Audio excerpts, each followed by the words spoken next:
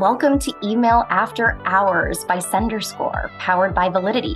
We're your hosts. My name is Guy Hansen. And I'm Danielle Gallant, and this is Email After Hours.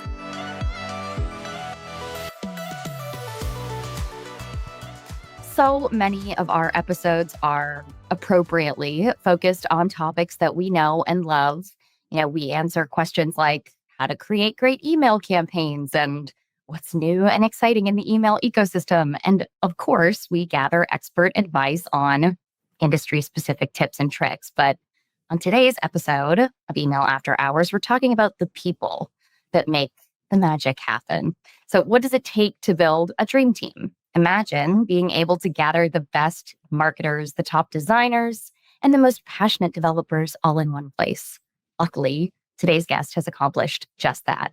So today we're going to be speaking to Philip Storey. He's the founder of Enchant, a highly successful email marketing agency in the UK. Philip initially started out as an email marketing all-rounder before making the shift to strategic leader. And building out Enchant has been probably challenging and rewarding, hopefully in equal measure. And he's going to share the lessons that he's learned along the way, and plus a few of his tips for building a truly great email marketing operation.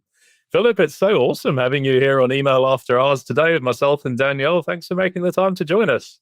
Yeah, thanks for having me, Guy and Danielle. It's lovely to be here. Really excited to hopefully share some stories along the way of my career that might be able to help some of your listeners and subscribers. And I'm sure there's going to be some really interesting things that we're going to cover today. And as we usually do, we're going to kick off with an icebreaker question. I love the name of your agency. It's called Enchant. And I want to know how you chose it, because there are two meanings that I think of with Enchant: either, creating great delight and to charm someone, or casting a spell. Which were you leaning toward, or maybe both? So this is 10 years ago, right? When I started Enchant, and I was reading this book called Enchantment a couple of years before that by Guy Kawasaki. And the whole premise of the book, or the whole purpose of that piece of work by Guy, was about kind of how to enchant people. And it just never really left me be. And I tried everything to think about a great name for an email agency. And I didn't want to kind of do that thing where you just kind of call it like something email marketing or whatever. I think to me, it really does mean something special that happens by, there's like a special outcome from doing something extraordinary. And that was kind of my way of getting to a point where I felt like I could kind of journey with that name and that word and turn it into an agency and a business. But thanks, Guy Kawasaki, for the inspo. And we all want to be enchanted, don't we? I think we love it. And of course, if your business is Enchant, that must make you like the email sorcerer or the email wizard. I'd love to see your business cards. But anyhow, so that kind of takes us right back to the beginning. Let's talk about your motivation for starting Enchant. What were you thinking? Had you identified a specific gap in the email market that you could fill? Interesting question. I think at the beginning of my career, I'd spent quite a few years client side and had observed a lot of agencies doing things that I thought were a little bit strange. From a relative kind of naive perspective, I'd never worked in an agency.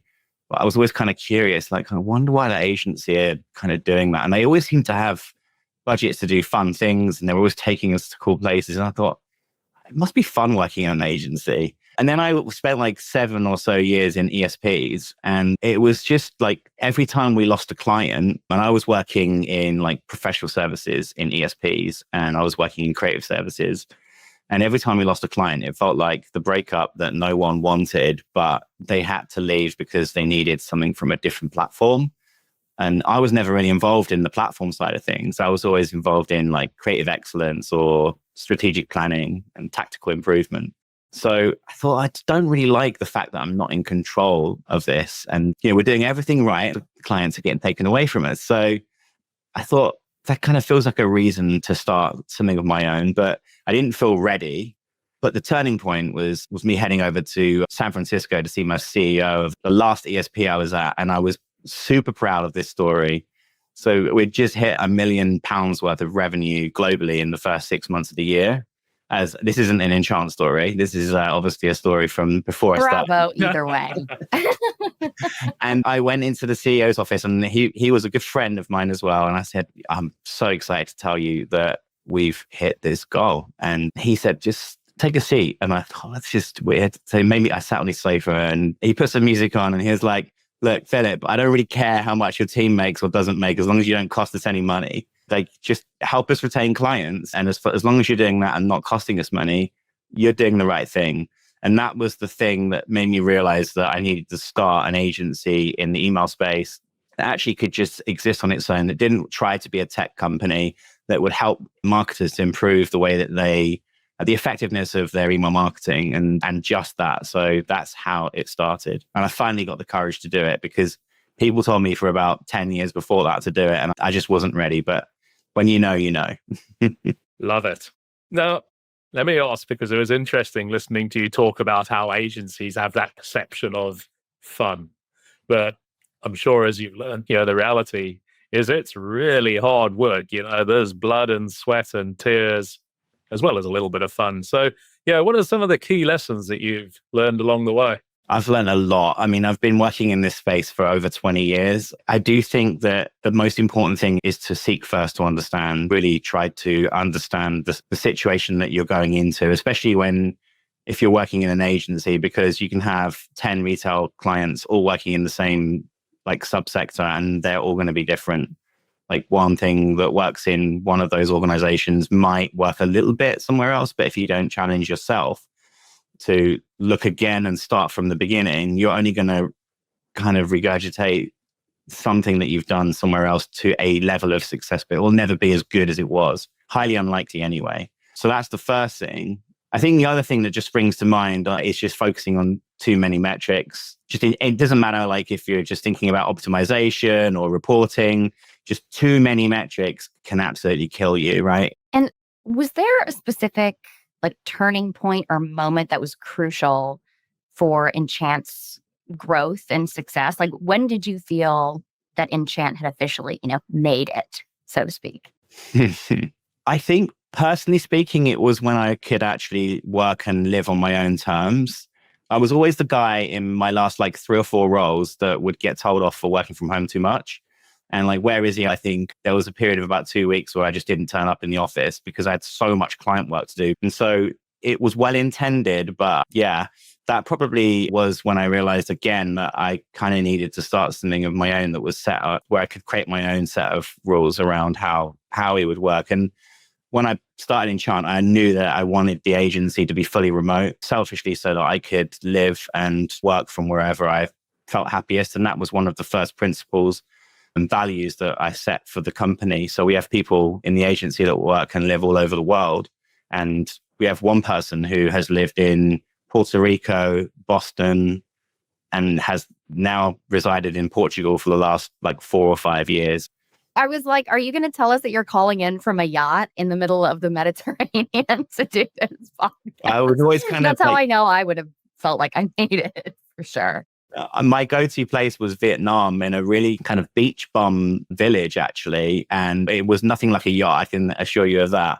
It was very low budget, but it was perfect for me. And I think as you finished answering that question, you actually teed us up quite nicely for the next one, because I think as any business grows and develops, there's probably, that odd time where you get to a real pivot point moment, a critical juncture where the decision you're going to take shapes where the business goes over the next few years. And I think when we were prepping for today, you talked about getting to the point where you knew that you needed to make that shift from player to coach. And were you intentional about how you made that switch? And, was it difficult for you to let go of the day-to-day stuff? Yeah, I've got extremely high standards. And so letting go felt scary. I had to build a set of tools to be able to let go of working directly with all of our clients. I still do work directly on a lot of accounts, and I'm always spending a lot of time in calls with clients because I just love it. I like to get involved, but I also know that there's a fine line between stepping on people's toes and supporting people in the team here, right? And actually, I think clients actually really want to talk to the team anyway, more than they want to see me kind of lurking around. So, but I think for me, it was really making sure that I knew that there were going to be some kind of core values around how I would recruit and what the kind of stakes in the ground were for what it would be to be somebody that works in the agency. I knew that I needed people that would be better than me. And I kind of had this analogy of like building a dream team. I was working with a coach at the time, and we kept saying that we like to try and build dream teams, email dream teams around ambitious brands. Like building your dream team, who's going to be your best goalkeeper, who's going to be your best email designer, who's going to be the absolute best developer, deliverability specialist, account managers, consultants, all the different positions that that you've got to look for. And I set about finding the best player for every single position. And that's still, you get it right most of the time. So has your team ever been faced with like an email oops, as we all have? And how did you set it right? In the notes, in the notes for this episode, there's in brackets, Danielle has some good examples of an email oops. And I'm spoiled for choice about like, whoops, this thing wasn't sent to the right group of people, or oops, this was unintentionally offensive, or oops, we sent you 4 of the same exact email in the same day. You know, the classics. They are all we've done all of those, by the way. I think at some point as an agency, we have definitely done to tick those 3 boxes for sure. The segmentation one is the most common one, like sending to the wrong segment. And I feel so bad for like campaign managers when they're like, oh God, I've got to tell Philip that I've made this mistake and I've got to tell the client. But the good thing is I think that I've done this too, right? We've all done it. In my first job, I sent a blank email to the whole database, and I had this really interesting Irish director that I reported to. And one day it was near Christmas and he did not look particularly in the greatest shape. I think he'd been at a party the night before, and I had to go to his desk and tell him that I'd done this. And I knew that I had to tell him what I was going to do about it too. And I think that's just it. Like, what are you going to do about it is what clients want to know. And I think if you're a marketer, that's what your boss is going to want to know. Like if you've made that kind of mistake. The follow-up email after that, I remember, did actually the kind of, oops, sorry about the blank email, perform pretty well. So sure. Every great idea starts with a blank sheet. I mean, anyway, I've got to say that Danielle and I learned a new term when we first met with you, when you talked about the Peter Principle. So for the benefit of our audience, what is it, and how has the Peter Principle played out in your career? Okay, so the essence of the Peter Principle is that you get hired to your greatest level of incompetence. So I was once probably complaining about somebody. I think the way I learned about this is I was talking to somebody in the office in a previous role, and I said, look, that person I'm just surprised they got the role, this and that and the other. I was probably doing water cooler gossip. I was definitely talking about somebody and kind of feeling like, oh gosh, I wonder what's going on for them. And they said, Philip, everyone gets hired to their greatest level of incompetence. And it is true. It happens to all of us. You get promoted and you haven't been there before. Highly unlikely you've been to that level of before. So you're in this beautifully kind of blissfully unaware, less competent than you might like to be. I mean, you feel it, right? When you start a new role or you get promoted, and there are things to learn. And also you're seen in that situation too, right? You feel more visible. And I think it's happened to me throughout my whole career because I care so much about what people think about me personally, but also the work that I do. It's affected me and actually really hindered me at times in my career where I think I've just wanted to get on with the work, but I've been very concerned about kind of being illuminated as somebody that's in their next level of, they've been promoted and hired into the next level of incompetence. And I think it's something that's so obvious when you think about it and when you're told about it, like I was, but I had kind of just no idea. I just expected everyone to be, why can't they do that? They've never done it before. I feel like the Peter Principle goes hand in hand with fake it till you make it, which is my motto. Totally. Yeah. Yeah. I'm here somehow, so let's just pretend I know what I'm doing. I think what we probably love and hate about the world that we operate in is that the only constant is change. And, there's always a new curveball from Gmail or Apple or new technology or new standards or new legislation. How do you keep your skills and your team's skills and knowledge up to date? What's your go-to resources for, staying on top of industry trends? Yeah, it's really difficult, right? Because like you sometimes just bump into these issues. I get told by like a developer on the team, oh, there's like something weird is happening in Outlook or whatever it might be, and it's new. It's just like the last thing you want to know about or hear, but then who's going to fix it? And then who's going to write about it? So yeah, I think the Email Geeks channel and the Slack channel is always a great resource and a great place to find out about kind of, especially the really tricky things like around like email rendering and so on. And then I just think like all of the different industry publications and making sure that you actually check them, making sure that you actually spend 15 minutes, 30 minutes a day. It has to be like a part of the way that you set yourself up each morning, I think, because things change so fast.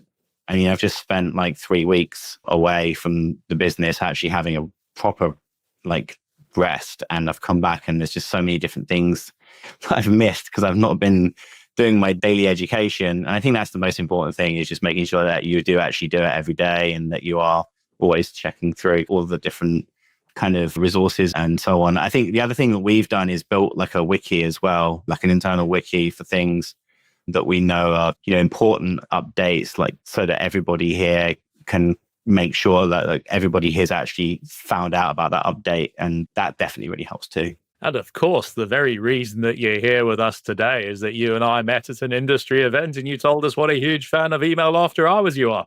Yeah, totally. I mean, I listened to it in the car all the time and I was like, oh, and then I saw you by chance. Yeah, that industry event. And then you're like, come on the show. So yeah, it was. Absolutely. We did the deal over a glass of wine or two, I remember. I'm convinced that guy is like omnipresent. Like there's kind of him who's just collecting dust. He's all over the place at these industry events.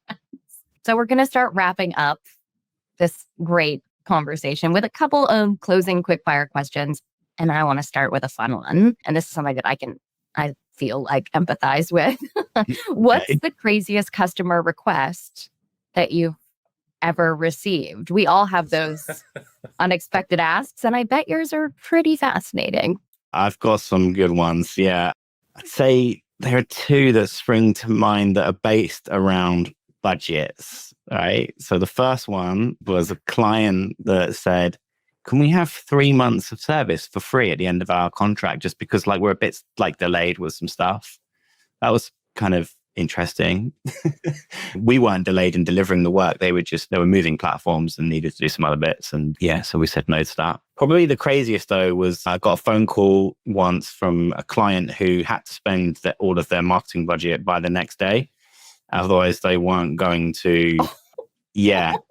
So we all know how marketing budgets work, right? If you don't spend them, they get taken away from you, right? In the next calendar and in the next financial year. So this is exactly what this person was, the situation they were in, right? So I get this call and the question was, if I give you a number, and this number was a lot of money, it wasn't quite £1 million, but it wasn't too far away from that in terms of a budget. Do you promise to spend it wisely? And maybe not all in the first year. And so it was quite a phone call. And yeah, that's probably the craziest customer request I can remember. I hope the still for this podcast is the face that Guy and I both made. You said, will you spend it wisely? Sure. I was thinking of that scene in Indiana Jones and the Last Crusade where he has to take that step out into the abyss and pray that something comes out underneath him to support him. So slightly more seriously, my quick fire, and we'll sort of wrap up, just a sentence or two. But has there ever been a time where you've been working with one of your customers and you come up with like a really unexpected insight that's actually significantly changed their approach to the way they're running their program? I'd say, look, the insight, unexpected insights generally come out. I tend to find that they come from segmentation modeling. And normally it's because we find that a brand are unnecessarily over segmenting, and it's kind of like, oh, it's all well intended. This is more personalized. It's taking longer to build campaigns and all of the flows and automations to serve all of these different segments. But this is the right thing to do from a kind of customer experience perspective. And surely it's going to benefit performance. And it doesn't always work out like that. And that is something that still surprises me. I think that we all assume in email, I'm not saying everybody does this, but I think one of the most common pitfalls is that if you take something as far as you can take it, it will be the best. Like it will be the best for the customer experience and it'll be the best for results, right? And it just doesn't work like that. It's a weird world. The email channel is strange, right? I think we can all agree that it has its quirks. And this is definitely one of the things that's still kind of, if this was a human conversation, we often liken the way that we work with brands to like, what would a one-to-one conversation look like if it was the campaign? If you take it too granular, it doesn't always connect with people's hearts and minds. And I think, so I'd say it's not a one-off story, but I think that is the kind of the most common one. I love that. And Philip, thank you so much for sharing your valuable insights and your expertise with us today. For listeners that are interested in connecting with you or learning more about Enchant, what's the best way for them to reach out to you? Just pop by our site, enchantagency.com, or send me an email, philip@enchantagency.com. And yeah, it'll be great to chat. And last word from my side, I think the listeners, you'll know we're always super proud of our guests. We're always looking to recruit new guests, and we're sometimes quite opportunistic about it, as you heard, in terms of how we recruited Philip for today. But seriously, if you'd like to join us for an upcoming episode, drop us a comment, ping us on LinkedIn, fill out the guest form that's linked to the show notes. And we'd love to put you on the hot seat and have a great conversation in a future email after ours. Thanks for listening, and we'll see you again in 2 weeks' time. Bye. Be sure to tune in next time and hit subscribe so you don't miss any future episodes. And don't forget to visit senderscore.com for loads more great resources to help you become a stronger sender. To all you sleepless senders out there, thank you for joining us after hours, and see you next time.